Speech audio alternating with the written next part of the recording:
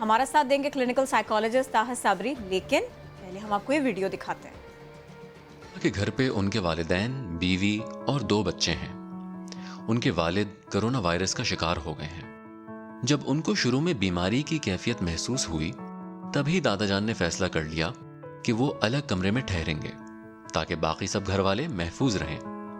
अब दादाजान अस्पताल में एडमिट हैं और घर वाले इसकी वजह से बहुत परेशानी में थे। ना ही उनको समझ आ रही है कि वो सेहतयाब होंगे या नहीं, और ना कोई उनसे मिल पा रहा है। उनको इस बात का भी खौफ है कि खानदान में बीमारी फैल ना जाए। इस वजह से अब्दुल्ला की वालिदा सख्त टेंशन में हैं। दोनों बच्चे दादा के लिए फिक्रमंद थे। अब्दुल्ला को परेशानी और चिड़चिड़ापन महसूस हो रहा था और उनकी बीवी अकेले सबको संभालने की कोशिश कर रही थी। सब घर वालों की ज़हनी सेहत पर बहुत बुरा असर पड़ रहा था। अगर अब्दुल्ला की तरह आपके कोई अजीज कोरोना वायरस का शिकार बने हैं तो इन तदाबीर से फायदा उठाएं। सब घर वालों की स्क्रीनिंग या टेस्टिंग फौरन करवाएं ताकि जिनको बीमारी नहीं है वो महफूज रह सकें। अगर आप उनसे फोन पर बात कर सकते हैं तो जरूर करें और उनका हौसला बढ़ाएं, खास तौर पर उनके अजीज पोता पोती के जरिए। ज्यादातर मरीज इस बीमारी से निकल आते हैं, इसलिए परेशान ना हो। इस मुश्किल घड़ी में अपना ख्याल रखें ताकि आप अपने घर वालों का ख्याल रख पाए। ऐसे मशगलों को अपनाएं जिससे आपको सुकून मिलता हो। दोस्तों या रिश्तेदारों से बात करके अपना दिल हल्का करें और जहनी सुकून हासिल करें। खानदान वालों को मुख्तलिफ सरगर्मियों में मसरूफ रखें ताकि उनकी परेशानी कम हो।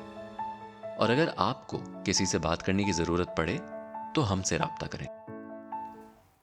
तो पैगाम अच्छा था, लेकिन इसको थोड़ा सा समझने की भी ज़रूरत है, ऐसे कि आपको भी बात समझ में आए, हमें भी बात करने में मज़ा आए। सादा सा स्टाइल है। ताहा हमारे साथ हैं, वेलकम करते हैं आपको। कैसे आप ये बताइए, केयर करनी है और आगे बढ़कर करनी है और महदूद रहते हुए करनी है।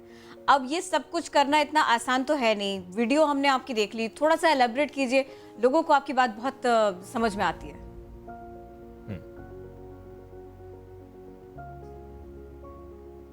आज आपने सोचा हुआ है, बिल्कुल नहीं सुनेंगे मेरी बात। आई गेस आवाज़ नहीं जा रही। आवाज़ नहीं जा रही, लेकिन किरण इन्होंने बड़ा अच्छा ये पॉइंट इस वीडियो के ज़रिए बताया है, क्योंकि अक्सर ये हो रहा है, क्योंकि मेरा खुद भी एक्सपीरियंस है ये। कुछ फैमिलीज़ को मैं जानता हूँ जहाँ पर जो बुज़ुर्ग हैं, जब उन्हें कोरोना हुआ उसकी वजह से वाकई पूरी फैमिली डिस्टर्ब। और किरण, वो बुज़ुर्ग जो घर से बाहर निकलते नहीं थे उनको कोरोना हुआ। तो जब हम पहले दिन से ये बात करते आ रहे हैं, लोग परेशान हो गए कि तो बाहर नहीं निकल। दैट मीन्स कि घर का एक ऐसा फ़र्द है जो कोरोना वायरस बाहर से लेकर आया है। वो घर का वो फ़र्द, उसे कोरोना का कोई सिम्टम नहीं हुआ, ना उनको मालूम है किसी को कोरोना है या नहीं, बट वो जो बुजुर्ग हैं वो अस्पताल में इस वक्त एडमिट है, आप मिल नहीं सकते। एक अटेंडेंट अगर हॉस्पिटल में है वो भी अंदर जा नहीं सकता, और उस अटेंडेंट से मिलने आप जाते हैं तब भी आप परेशान होते हैं क्योंकि आप हॉस्पिटल जा रहे हैं। और एट द सेम टाइम आप इसलिए भी फिक्रमंद हैं कि घर का कोई और शख्स मुतासिर तो है, कोई और फर्द मुतासिर तो है, क्योंकि वो बुजुर्ग तो बाहर नहीं जाते थे। वो बाहर नहीं जाते थे, एक पहलू ये है। और दूसरा पहलू ये कि हमेशा ऐसा होता नहीं है कि अगर आप कॉल करें और आपके किसी प्यारे को, या चलिए बुजुर्ग की आप बात कर रहे हैं, नाना नानी दादा दादी, अगर उनमें से किसी को कोरोना है तो वो बात करने की पोजीशन में भी हो, लेकिन उनके लिए उस वक्त भी आप हौसला देने वाली पोजीशन में होते हैं। मेरे ख्याल से आप एक पिक्चर मैसेज कर दें अगर, तो भी वो देखकर खुश हो जाते हैं। वो आपका ऑडियो सुन सकते हैं उस वक्त भी। कम्युनिकेट करना, इंटरेक्ट करना, अगर वहाँ से जवाब नहीं भी आ रहा, वो जो ब्लू टिक आता है ना, यकीन कीजिए वो लाइफलाइन लगने लग जाता है। ताहा ये सिर्फ और सिर्फ फैमिली की ही जिम्मेदारी नहीं है। ये अगर जैसे आपने वीडियो में दिखाया, दादाजी हो, नाना जी हो, तो ये सिर्फ और सिर्फ बच्चों और उनके बच्चों की जिम्मेदारी नहीं है। ऐसा तो कोई भी कर सकता है। इस तरह से कम्युनिकेट तो कोई भी कर सकता है और करना भी चाहिए। बिल्कुल बिल्कुल।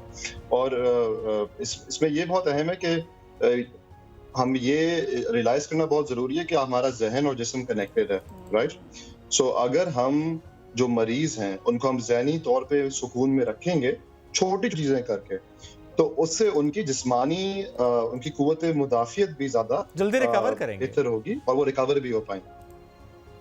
और ताहा एक रवैया अजीज़ व अकारिब का, सर्कल का, मोहल्लेदारों का भी है।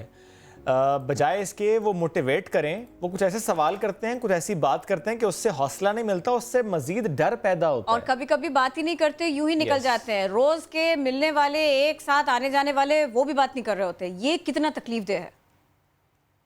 ये बहुत तकलीफ थी। और इससे इनफैक्ट मसला ये होता है कि अगर हम ये रवैये इख्तियार करते हैं तो लोग फिर डर जाते हैं। लोग डरते हैं कि हमें भी माशरे से काट दिया जाएगा। तो फिर क्या करते हैं, वो फिर अपने अलामात बयान नहीं करते, वो अपनी कैफियत को बयान नहीं करते, और फिर अगर उनको वो बीमार हों भी तो फिर आपको बताएंगे नहीं, एंड आपको ज्यादा रिस्क भी होगा। तो हमदर्दी एक तो जाहिर सी बात है वैसे भी बहुत जरूरी है, लेकिन साथ साथ खुद बचने के लिए भी हमें हमदर्दी करनी पड़ेगी, वरना लोग छुपाना शुरू कर देंगे और बीमारी मज़ीद और फैलती ताहा जाएगी। एक ये मसला भी तो है, जिन फैमिलीज में किसी बुजुर्ग को कोरोना हुआ और ज़ाहिर है कि वो बाहर नहीं जाते थे, तो दैट्स फॉर श्योर कि घर का कोई और फर्द है जो बाहर से ये वायरस लाया है, क्योंकि आ जाता है, जितनी भी एहतियात कर लें वायरस आ सकता है, क्योंकि ज़ाहिर है बहुत तरीक़ों से फैलता है। ऐसे में अगर फैमिली डर से, सोसाइटी के प्रेशर से, लोगों के रवैये की वजह से टेस्ट नहीं करा रही, तो ये कितना बड़ा चैलेंज है। बहुत बड़ा, और इनफैक्ट ये काफी केसेस में जहाँ तक हमने सुना है घर के अंदर से ही आता है, बुजुर्गों से ही आता है। इनफैक्ट इस तरह मेरे जानने वाले थे, उनके घर में हो गया था, उनको हो गया था, वो घर आए तो उनके जो बुजुर्ग हैं उन्होंने इंसिस्ट किया कि हम साथ बैठ के खाते हैं। तो ऑफ कोर्स बुजुर्ग हैं तो उनका एहतराम किया, लेकिन बुजुर्गों को भी हो गया। तो इसमें ये हमें बहुत ख्याल रखना पड़ेगा कि हमारे बुजुर्ग ऑफ कोर्स उनकी एक डिफरेंट तरीके से थिंकिंग है, लेकिन हमें उनका एहतराम करते करते हमें थोड़ा फर्म होना पड़ेगा उनकी बेहतरी के लिए। या फर्म हो जाएं या बार बार प्यार से समझाएं। मतलब कि देखिए, वो तो आप समझाएं भी, लेकिन अगर समझते नहीं है तो थोड़ा फर्म भी होना पड़ेगा, बिकॉज वही है कि आपको बेसिकली कॉम्प्रोमाइज नहीं करना उनकी सेहत के लिए। बहुत जरूरी है, उनकी सेहत के लिए आपको कॉम्प्रोमाइज नहीं करना। ठीक है, और ये उनके लिए भी अच्छा है, ये आपके लिए भी अच्छा है, ये पाकिस्तान के लिए अच्छा है, ये हमें करना होगा। डॉक्टर ताहा बेहद शुक्रिया, साथ में सॉरी वक्त थोड़ा कम